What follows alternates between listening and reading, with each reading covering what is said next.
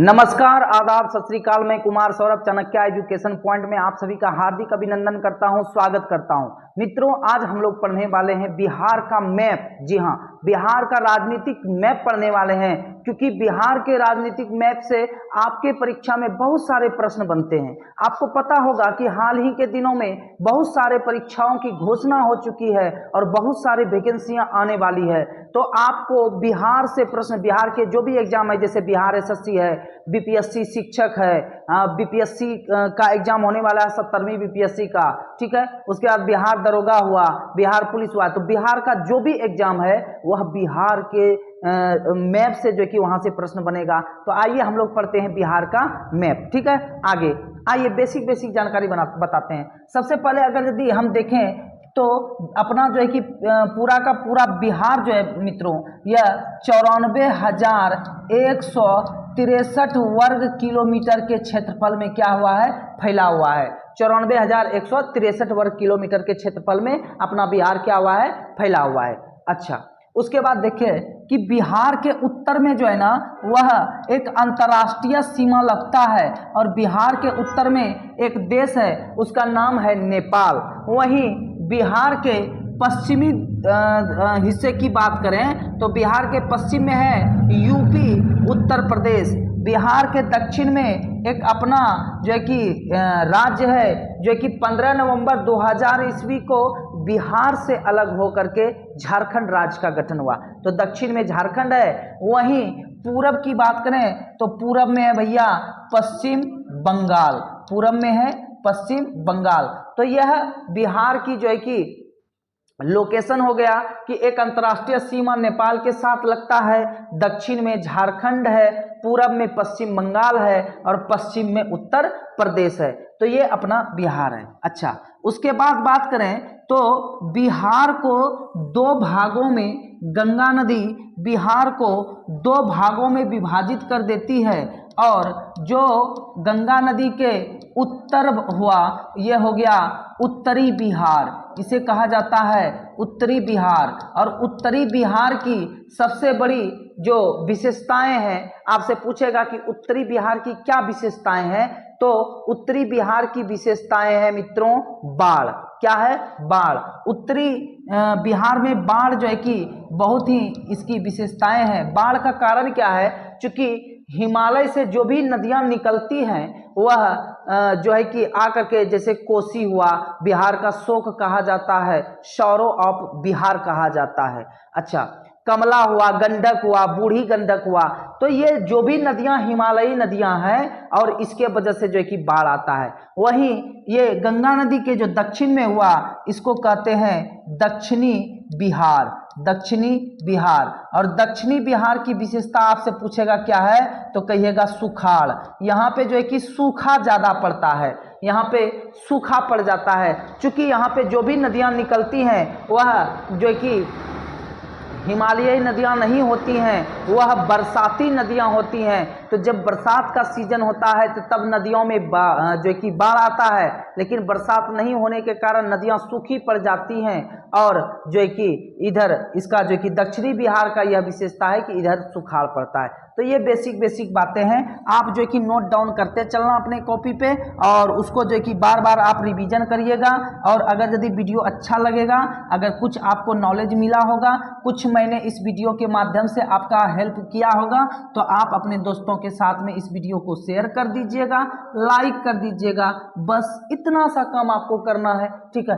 Okay, आगे चलते हैं। हम बात करें अगर यदि बिहार के उत्तर से दक्षिण में क्या लंबाई है, यह भी आपसे पूछा जाता है, तो बताइएगा कि बिहार का उत्तर से दक्षिण में जो लंबाई है वह है 345 किलोमीटर। बिहार का उत्तर से दक्षिण में लंबाई कितना है मित्रों? 345 किलोमीटर। वहीं बात करें कि बिहार का पश्चिम से पूरब या पूरब से पश्चिम कितनी लंबाई है, तो आप बता दीजिएगा 483 किलोमीटर, 483 किलोमीटर। यह जो कि बिहार का जो कि पश्चिम से पूरब या पूरब से पश्चिम में लंबाई है। अच्छा, फिर हम बात करें कि बिहार का अक्षांशीय विस्तार कितना है। बिहार का अक्षांशीय विस्तार है 24 डिग्री 20 मिनट और 10 सेकेंड। ये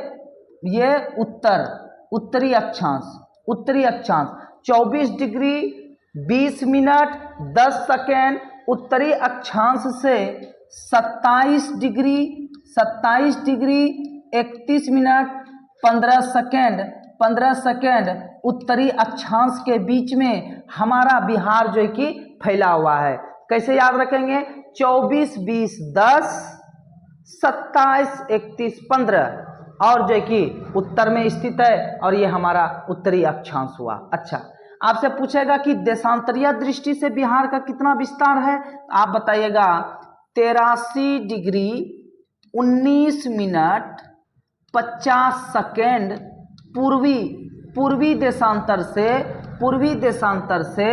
88 डिग्री 17 मिनट 40 सेकेंड पूर्वी देशांतर में हमारे बिहार का देशांतरीय दृष्टि से विस्तार है। अभी तो मैंने आपको बिहार का क्षेत्रफल बताया 94,163 वर्ग किलोमीटर हमारे बिहार का क्या है? क्षेत्रफल है। अच्छा, अपने बिहार का जो कि क्षेत्रफल के दृष्टि से कौन सा स्थान है? तो आप बताना कि क्षेत्रफल की दृष्टि से बिहार का वर्तमान में पूरे भारत में 13वां स्थान है। अच्छा, पूरे यह जो क्षेत्रफल है 94,163 वर्ग किलोमीटर, ये पूरे भारत के क्षेत्रफल का 2.86% है।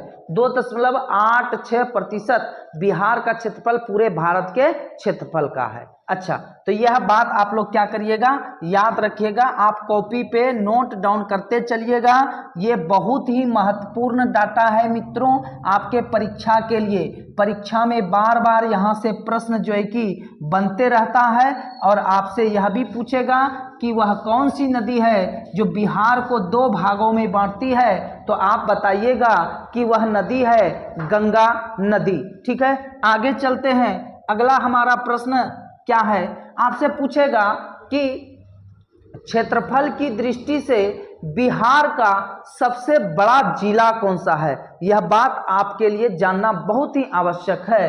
तो आपसे पूछेगा कि क्षेत्रफल की दृष्टि से बिहार का सबसे बड़ा जिला कौन सा है? तो आप बताइएगा मित्रों पश्चिमी चंपारण जिला जो है यह क्षेत्रफल की दृष्टि से बिहार का सबसे बड़ा जिला है। अच्छा, आपसे पूछा जाएगा कि क्षेत्रफल की दृष्टि से बिहार का सबसे छोटा जिला कौन सा है? तो आप बताइएगा शिवहर, यह क्षेत्रफल की दृष्टि से बिहार का सबसे छोटा जिला है। ठीक है मित्रों, ये नोट डाउन करते चलिए अपने कॉपी पर और इसको रिवीजन करिएगा। देखिएगा यहाँ से बहुत सारा प्रश्न आपको परीक्षा में देखने को मिलेगा। उसके बाद आपसे पूछा जाए कि जो कि जनसंख्या की दृष्टि से सबसे बड़ा जिला कौन सा है? तो आप बताइएगा पटना। जनसंख्या की दृष्टि से सबसे बड़ा जिला पटना है। वहीं जनसंख्या की दृष्टि से सबसे छोटा जिला आपसे पूछा जाए तो आप कहिएगा शेखपुरा जिला क्षेत्रफल की दृष्टि से जनसंख्या की दृष्टि से सबसे छोटा जिला है। ठीक है। अच्छा, आपसे पूछा जाएगा कि सर्वाधिक लिंगानुपात किस जिला का है? तो सर्वाधिक लिंगानुपात है गोपालगंज का। प्रत्येक 1000 पुरुषों पर महिलाओं की संख्या को ही लिंगानुपात कहते हैं और बिहार में सर्वाधिक लिंगानुपात गोपालगंज जिले का है, याद रखिएगा। वहीं पूछे कि सबसे कम लिंगानुपात किस जिले का है? तो आप कहिएगा मुंगेर का। क्या? मुंगेर का लिंगानुपात जो है कि क्या है मित्रों? वह कम है। ठीक है, यह बात आप लोग क्या करेंगे? याद रखेंगे। तो इन सब बातों को आप लोग नोट डाउन करते हुए चलिएगा। अच्छा, उसके बाद बिहार से कुछ और भी बेसिक बातें हम करें। आपको पता होगा कि जो बिहार है, बिहार का स्थापना दिवस कब मनाया जाता है? यह बात आप हमें कमेंट बॉक्स में बताएंगे। हम आपको कई बार क्लास में बताए हैं कि बिहार का स्थापना दिवस कब मनाया जाता है। तो यह आप हमको जो कि कमेंट बॉक्स में इसका उत्तर लिखिएगा। ठीक है, आगे देखिएगा। मैं आपसे बात करूं तो बिहार का यह जो उत्तर में नेपाल है, तो आपसे पूछेगा कि नेपाल से, यह प्रश्न कई बार बना हुआ है कि नेपाल से बिहार के कौन कौन सा जिले का सीमा जो कि लगता है। तो नेपाल से बिहार का कौन कौन सा जिला लगा है, आपको पता है, ये जो है पश्चिमी चंपारण से लेकर के यहाँ किशनगंज तक, ये किशनगंज तक जो है कि अपना नेपाल के साथ, ये सभी उत्तरी जिले हैं और यह सभी जिले नेपाल के साथ में अपना सीमा साझा करते हैं। जैसे यहाँ से शुरुआत करेंगे, एक हो गया पश्चिमी चंपारण, फिर हो गया पूर्वी चंपारण। अच्छा देखिए शिवहर जिला, शिवहर का ये जो है कि यह क्षेत्रफल है, तो शिवहर जिला उत्तर में तो है लेकिन यह नेपाल की सीमा को टच नहीं करता है। उसके बाद पश्चिमी चंपारण, पूर्वी चंपारण, सीतामढ़ी, यह है सीतामढ़ी। उसके बाद हो गया कौन सा, मधुबनी, इसको आप नोट डाउन करते जाइए अपने कॉपी पे, मधुबनी। उसके बाद हो गया ये सुपौल, उसके बाद हो गया अररिया, अररिया के बाद अपना हो गया कौन सा, किशनगंज। बिहार में सर्वाधिक वर्षा वाला जिला पूछे आपसे तो आप बताना कौन सा, किशनगंज। तो यह जो है कि बिहार का पश्चिमी चंपारण, पूर्वी चंपारण, सीतामढ़ी, मधुबनी, सुपौल, अररिया, किशनगंज, ये सारे के सारे जिले जो हैं यह नेपाल से सीमा साझा करते हैं। इसको नोट डाउन करते चलिएगा। वहीं बात करें कि पश्चिम उत्तर प्रदेश से कौन कौन सा जिला जो है कि सीमा साझा करता है, तो आप बताना पश्चिमी चंपारण, ये देखिए ये है पश्चिमी चंपारण। उसके बाद बताइएगा गोपालगंज, उसके बाद बताइएगा सीवान, उसके बाद बताइएगा आप ये देखो सारण, और ये बताइएगा आप कौन सा बताइए, बक्सर, और ये बताइएगा क्या, कैमूर, ये पूरा का पूरा। और ये रोहतास भी उत्तर प्रदेश से क्या करता है मित्रों, सीमा साझा करता है। वहीं झारखंड, ये जो नीचे में जो भी है आपका जो है कि रोहतास हो गया, औरंगाबाद हो गया, गया हो गया, नवादा हो गया, जमुई हो गया, बांका हो गया, ये भागलपुर हो गया, तो ये सब जो है कि झारखंड से सीमा क्या करता है, इसका सीमा जो है कि झारखंड से लगता है। हाँ, भागलपुर का भी कुछ भाग जो है कि सीमा लगता है जो है कि झारखंड से, जैसे में साहेबगंज आप जाएंगे ना तो वहां का सीमा जो है कि लगता है। इधर बात करें कि पश्चिम बंगाल से कौन कौन सा सीमा, तो किशनगंज हो गया, पूर्णिया हो गया, कटिहार हो गया, तो ये सब सीमा जो है कि पश्चिम बंगाल से लगता है। तो ये सब आप जो है कि नोट डाउन करते चलिएगा और जो है कि आप जो है कि रिवीजन इसका करते रहिएगा।